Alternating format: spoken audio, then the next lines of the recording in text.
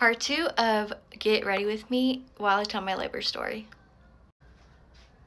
So they had to rush him to the NICU because he swallowed everything, and they had to make sure he was okay.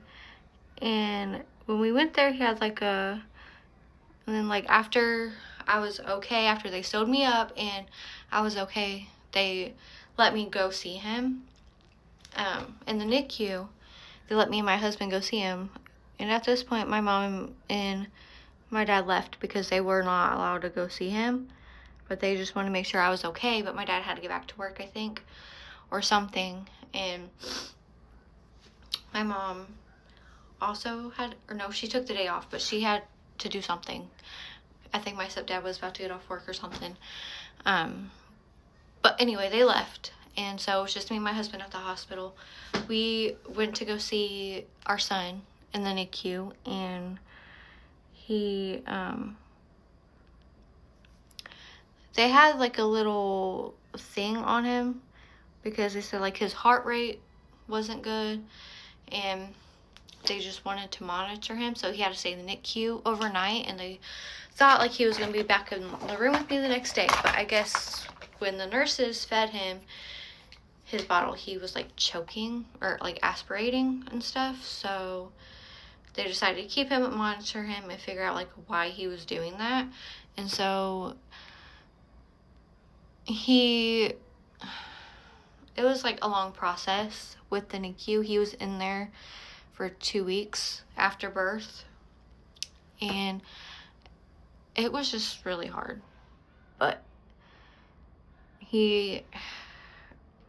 they had to monitor everything, his heart rate, they had to monitor his feeding, they had to put a feeding tube in him, and then they had to, my main thing that I was really mad about and upset was we walked, after I was released from the hospital and everything, we walked into the room to see our son, and they had a whole camera down his throat, and we didn't know anything about it.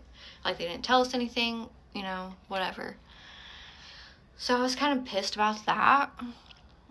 But they said that they saw some aspirating and stuff, and I'm like, okay, but he's also crying because you have a whole fucking thing down his damn throat. Because every time we fed him, we didn't see anything, But 2 weeks, went by, and I was like, I want my fucking son to be home. What the fuck do we have to do to bring him home? And so they had to give us some training on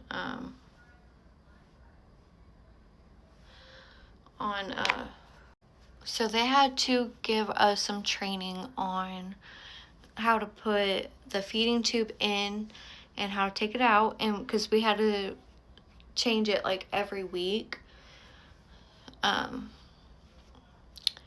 But the feeding tube was only for when he didn't finish the bottle, because they decided to put him on an thickened diet. So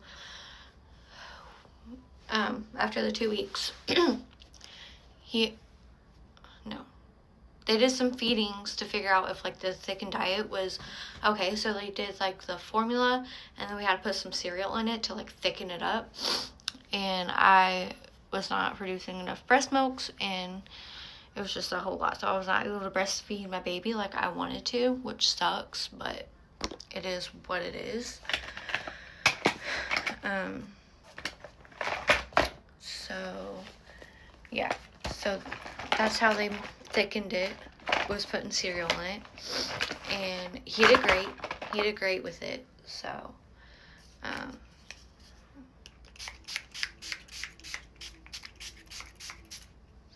so that's what I liked. But before we got to take him home, they had to train us on CPR and taking the feeding tube in and out, and changing it and cleaning it, and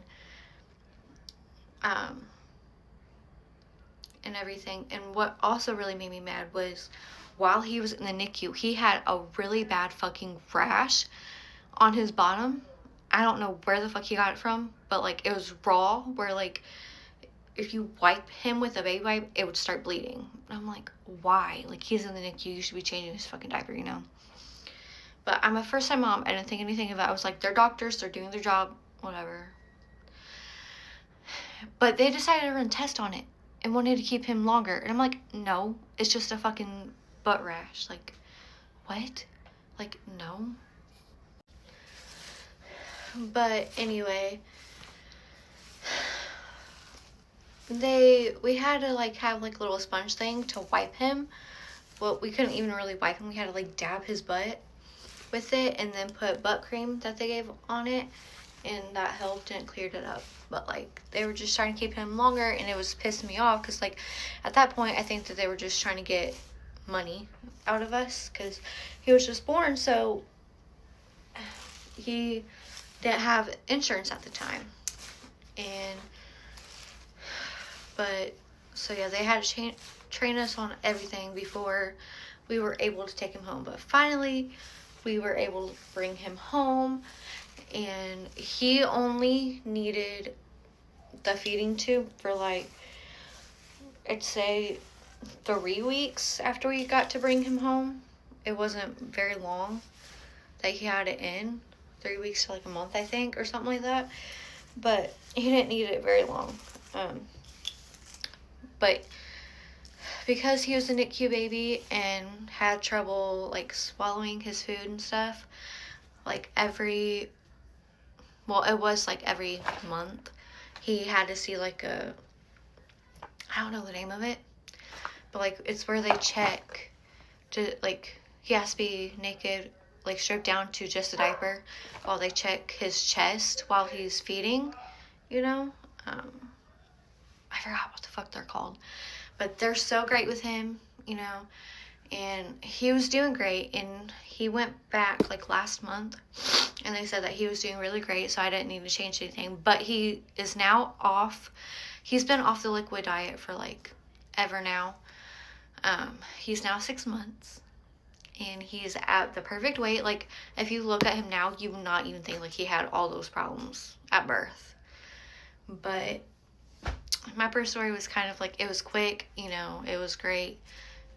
But after having him was kind of scary because like they had to run tests, they had to keep him, and I'm like, no, like I just want my baby.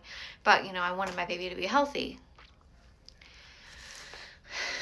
But you know, everything went great. So okay, let's pick out an outfit. Yeah, so now that was my labor story. Everything's fine with him now, and he's happy and healthy. So yeah, anyway, this is my outfit for the day.